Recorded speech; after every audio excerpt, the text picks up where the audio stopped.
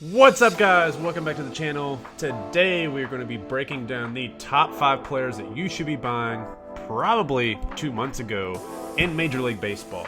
That's right, boys and girls. Opening day weekend came and went, indicating that baseball season is fully underway, and with that, plenty of opportunity for cardboard flips.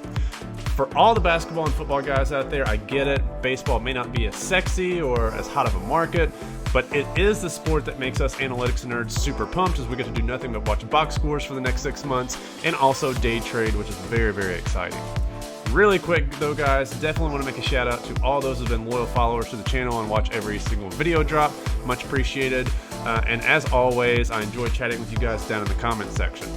Now, you may not necessarily see the common names on here like Juan Soto, Ronald Acuna Jr., or Fernando Tatis, or even Mike Trout.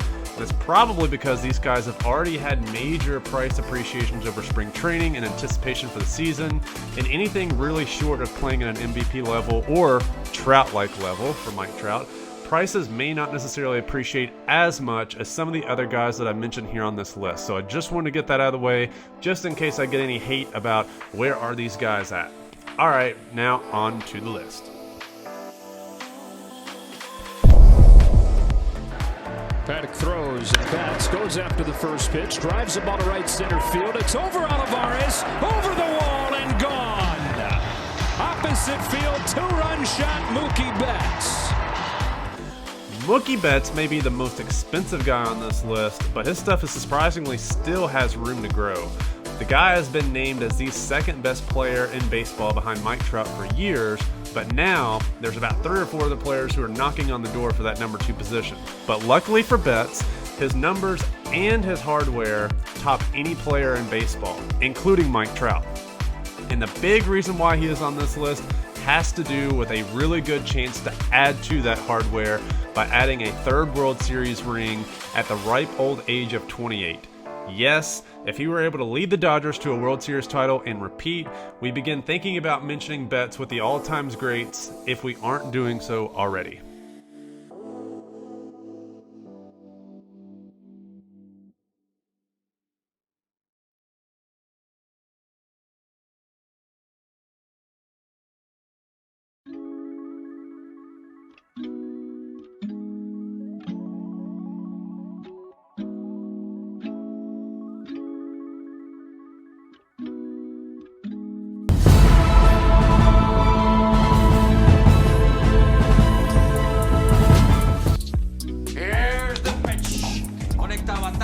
Por el right fielder, el jardinero derecho en la zona de seguridad. Señores, esto es lo que se llama.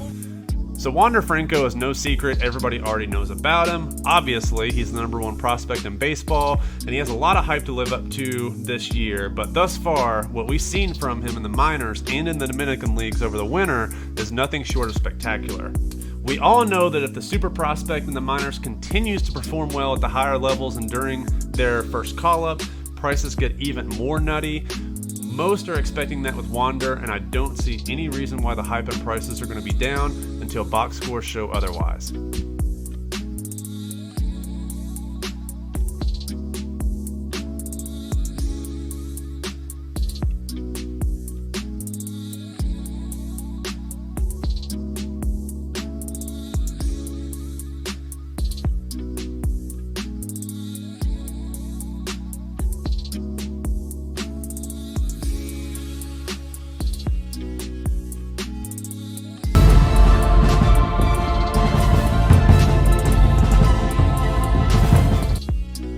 Right fielder, shot went down the right field line.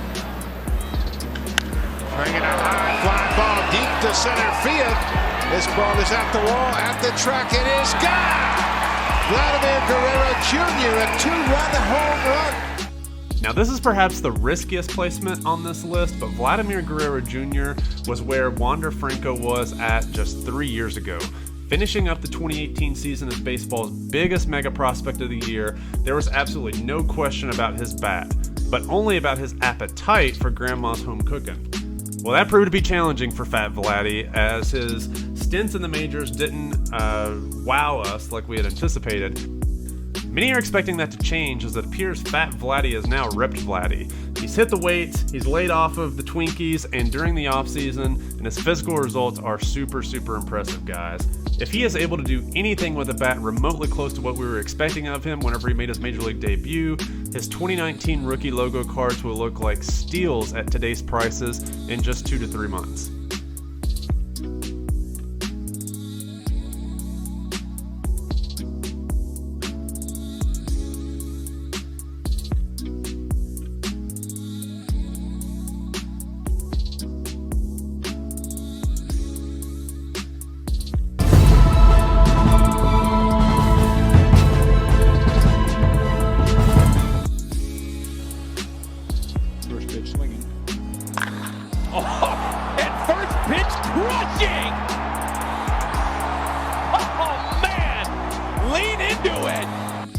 Now clearly, Shohei Ohtani can't pitch to himself and hit his own home runs like that video just showed, but wow, Ohtani can in fact pitch, and he can also hit, as evidenced by his monster spring training with 5 home runs, batting over 500, and electric stuff.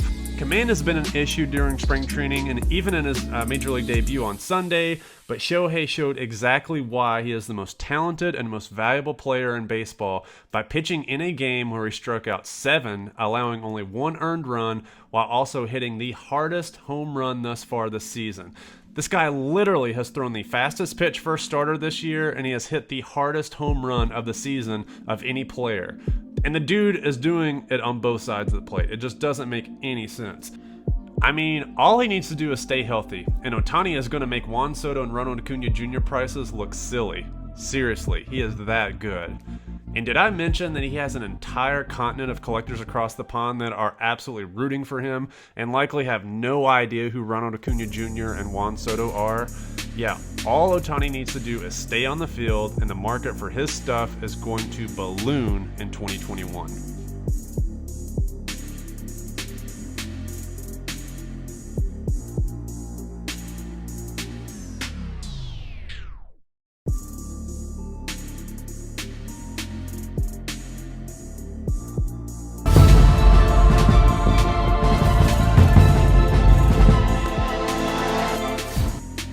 So I really wanted to put Ohtani at number 1, but you just can't ignore the fact that Corey Seager is a bad, bad man. Perhaps the most underrated player coming into spring training despite having a monster season and what was a shortened 2020 Major League Baseball campaign, and also coming off of a World Series MVP year. It seems like everybody has forgotten about the 2016 rookie logo poster child. Most of that was likely due to injuries that put him out of sight and out of mind, but Seager is in a contract year, and guess what? He can not only hit for power, which is clearly showcased by his 8 bombs that he belted in spring training, but he can also hit for a very, very high average. Thus far, through the short games that he's played thus far, his on-base percentage is knocking on 800, and he's also hitting with extra base hits and getting his walks. The guy can do everything. Seager is the most valuable pick from a value perspective for a guy for MVP odds, as last time I checked he was at plus 1500, although that may have changed over the weekend with his hot start. Seager may actually end up being the best player on the Dodgers in a lineup that has Mookie Betts and Cody Bellinger, which is just mind-boggling. His prices have basically doubled over the weekend already, but when you compare him to other superstars in the league, they are still incredibly undervalued and could look like huge deals by the end of the year. Alright guys, that wraps up my list. I hope that you enjoyed it. Let me know your thoughts down below. Is there anybody else that you all are seeing that are also going to be really, really undervalued right now relative to where their prices could be in maybe July or at the end of the year? Let me know what you think down below.